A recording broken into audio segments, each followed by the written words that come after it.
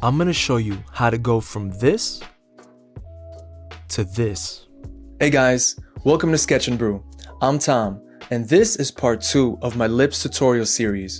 But before we jump into the shading, we have to understand how the lips will be lit.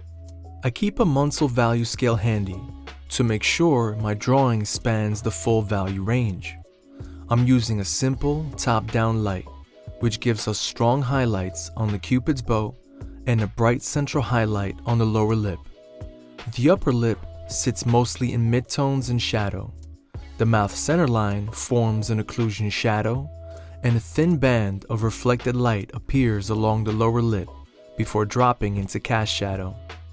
This is the value roadmap we'll follow as we shade, and you can download this teaching graphic from my ArtStation page like always. Link is in the description below.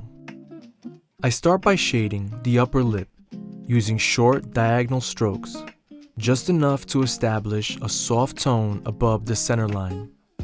Since the light source is coming from above, the upper lip naturally falls more into shadow, but I'm in no rush to darken it yet. Smooth shading builds slowly, like applying thin layers of paint, so I'm keeping the pressure light and gently pressing the graphite upward, letting the value develop gradually.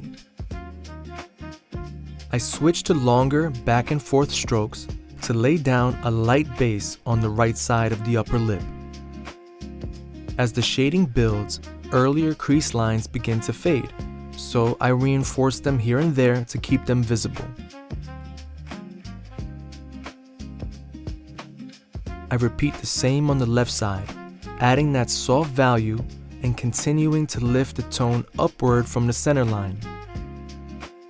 I also begin deepening the shadows towards the corners of the mouth, the commissures.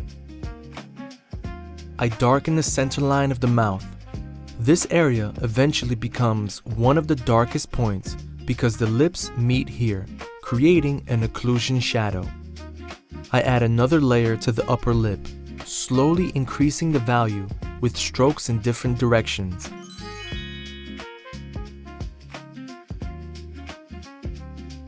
Again, I lightly reinforce the lip creases where the shading has softened them. Subtlety is key here. Vary the spacing, length, and direction so they look natural instead of patterned. Keep the pressure soft enough that the lines don't become too dark, or they'll start to read as dry or cracked lips.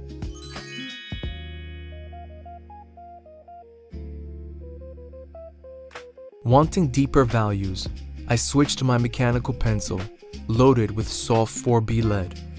From here, I'm multitasking, reinforcing the lip creases, darkening the center line.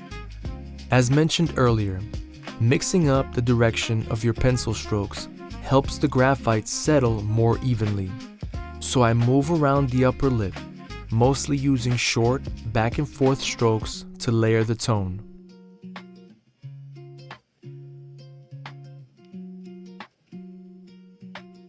The values are starting to take shape now.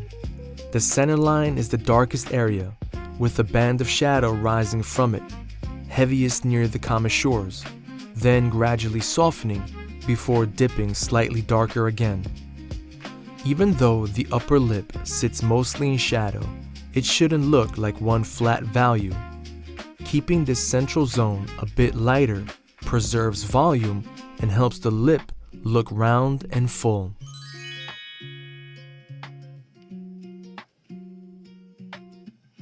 I'm aligning my strokes with the direction of the creases, gently darkening the lighter middle zone. I still want it to remain brighter, just not quite this light. I also deepen the creases closest to the center line. Their inner ends fall deeper into shadow, so they need to read slightly darker. Keeping my strokes angled with the creases, I darken that band of shadow above the center line, boosting contrast here before it gradually eases into a lighter value.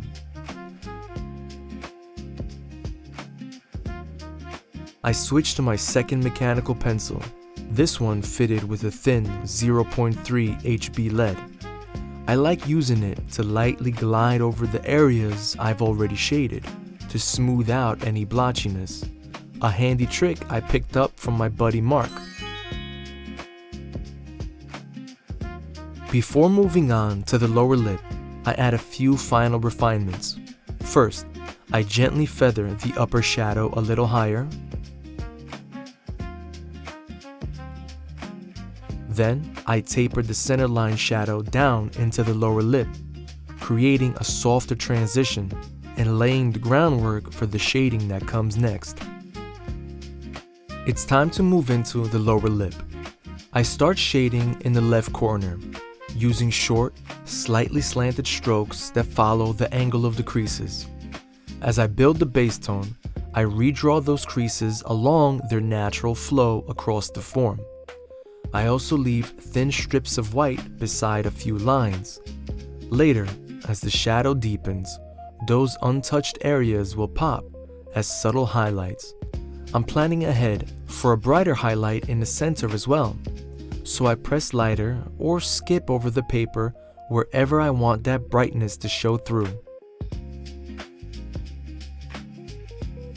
To bring in richer values, I switch back to my 4B mechanical pencil and deepen the shadows while still preserving the highlight gaps.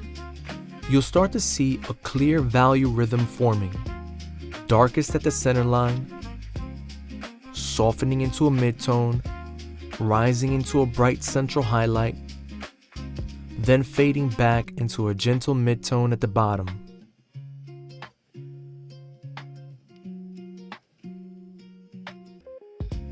Then I swap to my HB mechanical pencil to smooth and blend the tones.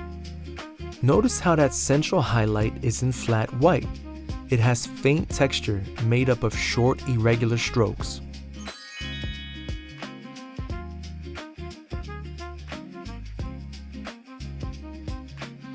Returning to the upper lip, I deepen the crease lines on the right side, specifically within that shadow above the center line.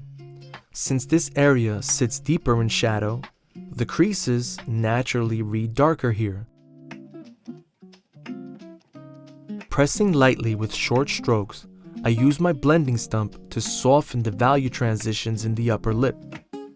It's a helpful tool for smoothing tones, but easy to overdo. Light pressure, controlled use, and it'll work beautifully. Near the center line, I'm noticing some patchy, uneven tones, little clusters of light spots that break the flow of the shading, so I'm taking a moment to even them out. Realistic drawing often comes down to repetition. You don't get smooth values in a single pass. You build them gradually by revisiting the same areas again and again. That might mean redrawing crease lines that faded, smoothing transitions with a blending stump, or deepening shadows where they still feel too soft. It's less about getting everything perfect right away and more about slowly guiding the drawing where you want it to go. Layering graphite, correcting blotchiness, refining texture. These steps repeat throughout the process. Drawing becomes as much a patience game as a technical one. You protect your highlights, deepen your shadows, adjust your midtones, and inch towards realism. The finish line isn't reached in one stroke. It's built over hundreds of small decisions that all add up. And one more thing worth mentioning. When drawing footage is edited and sped up, it can look fast and effortless, but trust me, it isn't. This pair of lips took me over 10 hours of real time to complete. Getting back to it, I use my mechanical pencil with the 0.3 HB lead to draw additional curved creases. Its thin point is perfect for controlled, delicate lines. After that, I use the same pencil to lightly even out a few tones, gently gliding over different areas of both the upper and lower lip to smooth and unify the shading. I notice the cast shadow under the center line still has some uneven areas, so I use short, slanted, controlled strokes to cover those inconsistent value patches. My goal here is a clean, smooth cast shadow, free of patchy, unwanted lighter spots. I use my blending stump to soften the transition in the cast shadow, easing it into the lighter tone beneath it. I also give a light blend to a few areas in the lower lips corner, just enough to smooth them out. I lightly deepen the outer contour of the lower lip in this central area, setting up the structure for the cast shadow I'll be adding beneath it later. Then I continue gliding over the lower lip with my HB mechanical pencil, smoothing and layering the values a bit more. I also want to point out a subtle detail that adds a lot of realism. Right above the lower lip contour, you can see a thin band of lighter value. It'll be more subtle in the finished drawing, but keeping that hint of reflected light helps the lip feel fuller and more three-dimensional. Now, we're almost at the point where I'm comfortable enough with the lips to start shading the surrounding skin. Whenever you draw features like eyes or lips in isolation, it's important to render at least some of the nearby skin to anchor them. To start shading the surrounding skin, I draw a dark line that follows the lower lip's central contour. But notice, I'm placing it just outside the lip itself. I then start laying in the cast shadow with short strokes that follow the curve of the lower lip. I'm using that dark line from earlier as a boundary and keeping all my shading just outside it. One nice advantage of drawing on a flat surface is that I can freely rotate the paper.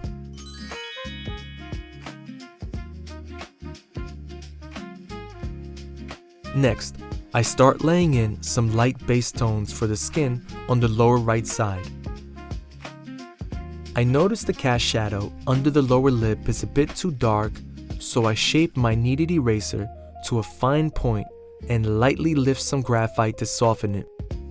Then I follow up with a tissue and my blending stump to gently feather and blend that shadow even more. After that, I give the whole cast shadow a quick, gentle blend to unify the tone. To shade the skin on the other side, I turn the paper vertically and use short strokes that follow the lower lip's form. As I lay in this base tone, I'm also transitioning the cast shadow so it blends softly into the surrounding skin.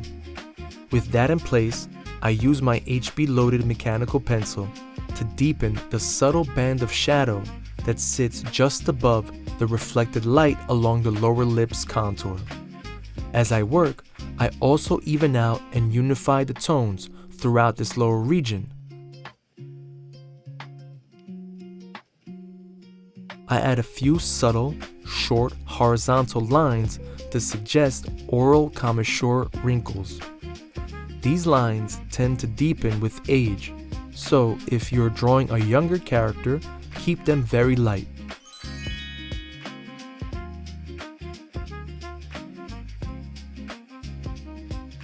From here, I take a moment to deepen the cast shadow under the lower lip and smooth its transition into the skin tone beneath.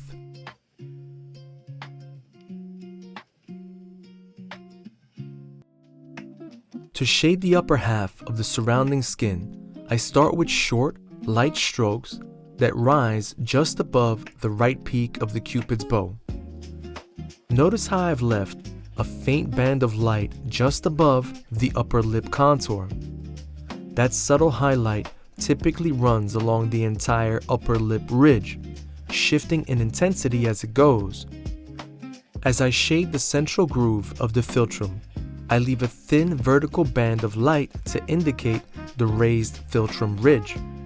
Keeping that ridge lighter while darkening the center groove creates a clear sense of form, making the middle appear recessed and the surrounding skin lifted forward.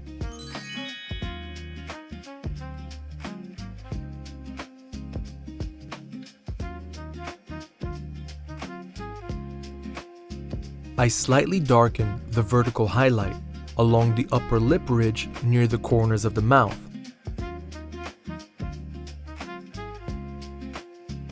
To finish the drawing, I make one last light pass with the blending stump, keeping the pressure soft so I don't muddy the values.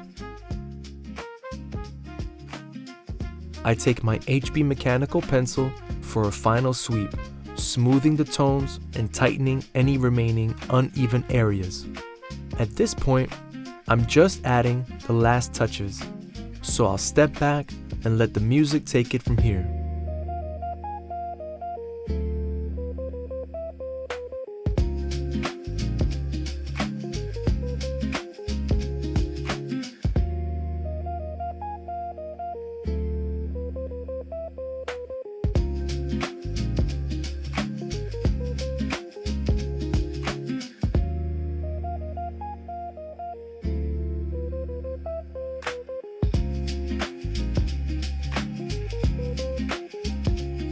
And that's a wrap for this piece. Thank you so much for watching. If you enjoyed this in-depth lip shading tutorial, don't forget to comment, like, and subscribe. All those things really help the channel out. For the next video, I plan on doing a 3/4 view portrait. See you guys there.